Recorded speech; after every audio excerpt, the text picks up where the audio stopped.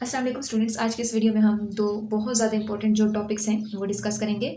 हम class 9th biology unit 5 और cell cycle जो चैप्टर है वो डिस्कस कर रहे हैं। इसमें जो सबसे पहला टॉपिक है एपोप्टोसिस या फिर आता है नेक्रोसिस। आपने आमतौर पर देखा होगा, जैसे आपको आपकी स्क्रीन के ऊपर भी नज़र आ रहा है कि जो फ्रॉग्स होते हैं उनके जब वो छोटे होते हैं तो वक्त उसके अंदर जो बेबी फ्रॉग्स होते हैं उसकी छोटे छोटे छोटे टेल भी होते हैं, छोटी उसकी दुम होती है।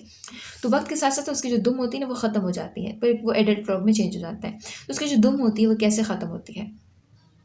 इसी तरह उसको आपने देखा होगा आपकी जो हड्डी होती है वो टूट जाती है, तो उस जगह पे ना इन्फ्लेमेशन हो जाती है, वो जगह सूज जाती है, थोड़ी सी ऐसे रेडिश सी हो जाती है।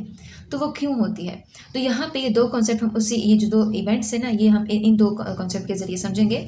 सबसे पहले आते हैं एपोप्टोसिस। एपोप्टोसिस जो होता है ये एक कहते हैं प्रोग्राम सेल डेथ होती है। प्रोग्राम का मतलब ये एक जगह पे जितनी भी सेल्स होती है, जैसे एक जगह पे ये सेल्स हैं, उस पर क्या होते हैं, जितनी भी सेल्स होती है सारे के सारे एक तरह से डिसाइड कर लेते हैं कि हमने इस वक्त पे एक साथ जो होते हैं वो हमने मरना है। तो सारे के सारे जो होते हैं वो ख़त्म हो जाते हैं उस जगह से। और इसका फंक्शन क्या होती है, ये क्यों मतलब मरते हैं, तो इसका काम क्या होता है, ये प्रोग्राम सेल डेथ क्यों होती है। हमारे बॉडी के अंदर कुछ ऐसे सेल्स होती हैं, किसी भी ऑर्गेनिज्म के बॉडी के अंदर जो अनवांटेड सेल्स होते हैं, जो गैर ज़रूरी सेल्स होते हैं, तो उसकी एक तरह से डेथ काज कर देता है। तो यहाँ पे ये अनवांटेड सेल से खुद को बचाने के लिए, अनवांटेड सेल से छुटकारा पाने के लिए ये जो कॉन्सेप्ट है, ये जो प्रोग्राम सेल डेथ होती है ये आती है। और इसको फिर प्रोग्राम सेल डेथ को हम क्या कहते हैं, एपोप्टोसिस कहते हैं। एपोप्टोसिस के दौरान कहते हैं जो सेल कंटेंट होते हैं वो रिलीज नहीं होता। सेल कंटेंट मीन्स के जो सेल का जो मटेरियल होता है, जैसे फॉर एग्जांपल ये सेल है, सेल के अंदर बहुत सारा एक न्यूक्लियस है, माइटोकॉन्ड्रिया, बाकी जो मटेरियल है तो साइटोप्लाज्म का, वो बाहर नहीं निकलता, बल्कि क्या होता है, ना ही कोई इन्फ्लेमेशन काज करते। जैसे आपकी हड्डी टूट जाती है तो उस जगह पे ना वो जगह इन्फ्लेम्ड हो जाती है, वो जगह ऐसे रेड सी हो जाती है, बड़ी सी हो जाती है, सूज जाती है, तो उस सूजन का बायस नहीं बनता। इसी तरह से जो एपोप्टोटिक सेल्स होते हैं, कहते हैं ये बहुत जल्दी इसकी सफाई हो जाती है। हमारी बॉडी के अंदर ना एक ऐसे स्पेशलाइज्ड सेल्स होते हैं जो अनवांटेड सेल को ना खुद ब खुद ऐसे साफ कर देते हैं, ठीक है। और उसके जहाँ पे उसकी डेथ हो जाती है तो वो खुद ब खुद वो जगह जो होती है वो खुद साफ हो जाती है। तो ये जो प्रोग्राम सेल डेथ होती है ना, बिल्कुल एक नॉर्मल प्रोसीजर होता है और एक नेसेसरी इवेंट होता है, एक ज़रूरी एक वक्त होता है किसी भी नॉर्मल डेवलपमेंट के लिए। जैसे आपको एग्जाम्पल में आपसे बताया गया, पहले भी हम इसकी बात कर चुके हैं कि जैसे फ्रॉग्स होते हैं उसके अंदर क्या होता है कि जब बेबी फ्रॉग्स होते हैं ना, उसमें छोटे छोटे टेल होते हैं, उसकी दुम होती है, लेकिन जैसे जैसे वो बड़े होते हैं तो वो दुम जो होती है वो डिसअपियर हो जाती है, वो ख़त्म हो जाती है। वो जो दुम होती है जब डिसअपियर होती है, वो किस वजह से डिसअपियर होती है, एपोप्टोसिस, यानी दुम के अंदर जितनी भी सेल्स होते हैं वो सारे के सारे उसकी डेथ हो जाती है, वो दुम से अलग हो जाती है और जो एक बड़ा सा फ्रॉग होता है वो बच जाता है। तो इस प्रोसेस को हम क्या कहते हैं, मेटामॉर्फोसिस कहते हैं। दूसरा जो होता है ना, जब ऐसे छोटे बच्चे होते हैं, ठीक है, ह्यूमन डेवलपमेंट होती है, तो ह्यूमन की जो फिंगर्स होती है ना उनके अंदर एक छोटा सा वेब होता है, जैसे आपने बतख के पाँव देखे होंगे, बतख के जो पंजे होते हैं वो आपने देखे होंगे।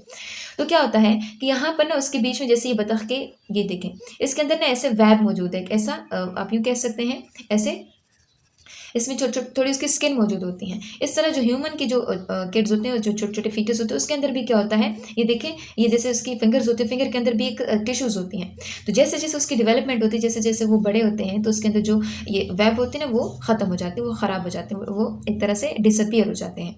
तो ये किस वजह से होती है, इस एपोप्टोसिस की वजह से होता है। इसी तरह कहते हैं कि इन एडल्ट ऑर्गेनिजम्स में भी क्या होता है कि बहुत सारे ऐसे सेल्स होते हैं कि जो ख़ुद को ख़त्म कर देते हैं और इसकी जगह नए सेल्स आ जाते हैं। और इसी जो नए सेल्स आने और पुराने सेल्स ख़त्म होने की वजह से ही हमारे सेल में जो हमारे बॉडी के अंदर जो सेल्स होती है उसकी मिकदार कांस्टेंट रहती है। जैसे हमारी बॉडी के अंदर ना रेड ब्लड सेल्स है, ये रेड ब्लड सेल्स हैं, ये क्या करते हैं हमारी बॉडी में ना, उसके एक पर्टिकुलर टाइम पीरियड है, जैसे 120 दिन उसकी लाइफ है। अब 120 दिन जैसे उसकी लाइफ पूरी हो जाती है ना, तो ये एक साथ जितने भी वो एक दिन पे पैदा होते हैं, 120 दिन बाद वो सारे के सारे खुद को ख़त्म कर देते हैं। और वो किस प्रोसेस के जरिए ख़त्म कर देते हैं, एपोप्टोसिस। लेकिन जब ये ख़त्म हो जाते हैं तो उसकी जगह नए सेल्स जो होते हैं वो डिवाइड होकर आ जाते हैं। उसके बाद कहते हैं नेक्रोसिस। नेक्रोसिस कहते हैं ये वो टाइप ऑफ सेल डेथ हैं कि जो कि आमतौर पर एक यूँ कह लीजिए एक्सीडेंटल होती हैं, किसी इंजरी की वजह से, किसी हमारी ब्लड सप्लाई को फेल हो जाती है, कोई भी मसला आ जाते हैं ना, एक एक्सीडेंट की वजह से जो सेल की डेथ हो जाती है उसको हम नेक्रोसिस कहते हैं। यानी हमारे ऑर्गन में, हमारी बॉडी में कोई बीमारी आ जाती है, कोई इंजरी, कोई ज़ख्मी हो जाता है, या कोई भी हमारी ब्लड सप्लाई को फेलियर आ जाता है। जैसे आपने देखा होगा ना, हमारी हड्डियाँ टूट जाती हैं तो क्या होता है, वो जगह जैसे ये एक हड्डी है नॉर्मल, तो यहाँ पर हड्डी फॉर एग्जाम्पल टूट गई है, तो ये तो हड्डी है, ये तो टूटी हुई है, लेकिन इसके आसपास ना बहुत सारी इन्फ्लेमेशन हो जाती है, ठीक है। तो ये क्या होता है, ये एक एक्सीडेंटली आपकी हड्डी से आपका एक्सीडेंट हो जाता है, आपकी हड्डी टूट जाती है, एक्सीडेंटल जो है सेल डेथ होती है उसको हम कहते हैं नेक्रोसिस।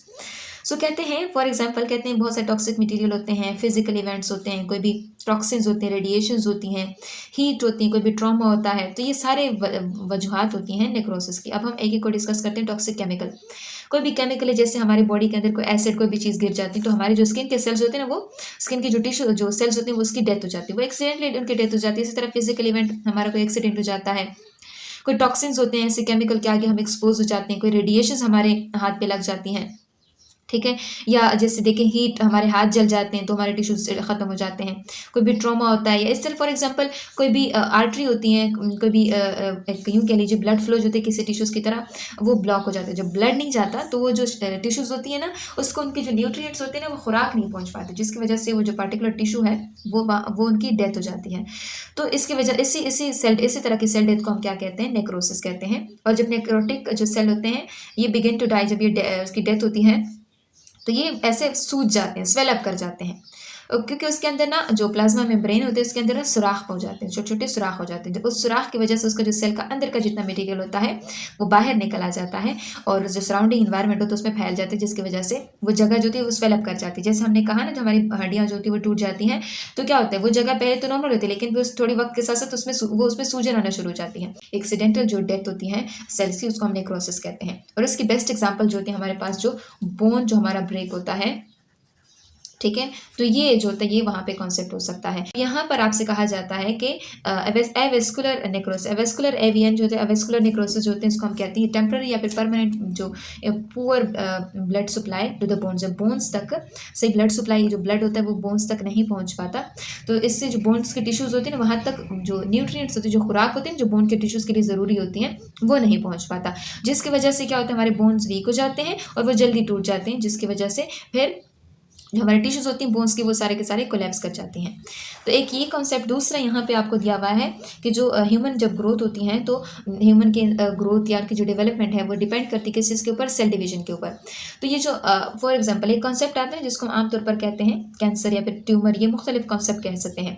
सो कहते हैं कि अगर देखिए एक तो नॉर्मल लेवल पर अगर डिवीजन हो रही है तो वो तो एक नॉर्मल डेवलपमेंट के लिए ज़रूरी होती है, लेकिन अगर अनकंट्रोल डिवीजन हो जाए तो अनकंट्रोल मतलब हमारे काबू से बाहर हो जाए, अगर डिवीजन स्टार्ट हो जाए तो फिर उससे ट्यूमर फॉर्मेशन हो जाती है, ठीक है। अब ये ट्यूमर जो होती है कैंसरस भी हो सकती है, नॉन कैंसरस भी हो सकते हैं।